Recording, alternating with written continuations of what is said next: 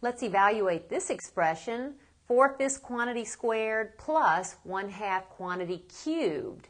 Now remember, we will evaluate these exponential expressions first.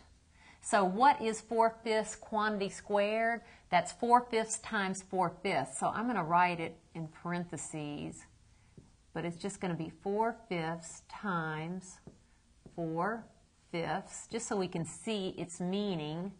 And then what is 1/3 quantity cubed? That's 1/3 times, 1/2 quantity cubed. What is that? That's 1/2 times 1/2 times 1/2. 1/2 times 1/2 times 1/2. And now let's go ahead and perform that. So it's 4 times 4, which is 16, over 5 times 5 is 25, plus 1 times 1 times 1 is 1, over 2 times 2 times 2, that's 8.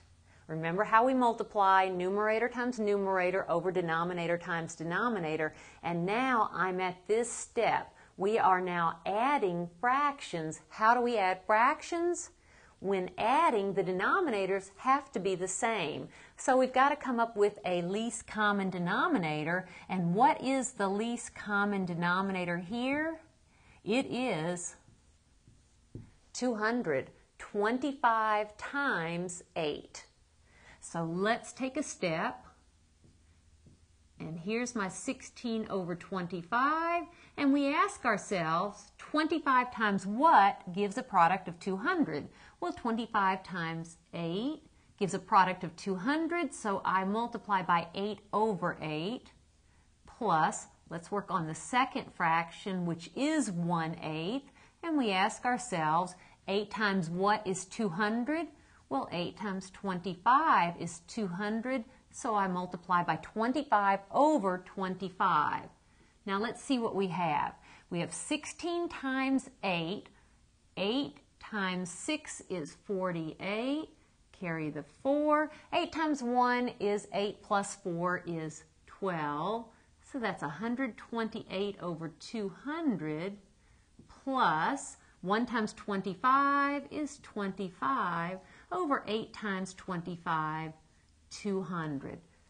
What have we accomplished? We're still adding, but now the denominators are the same, so we have the right to put the numerators together. So what is 128 plus 25? I believe that's 153 over that common denominator of 200. Now I know 200 has factors of 5 and 2 in it, and 153 is not divisible by 5 nor by 2, so here we have our result in simplest form.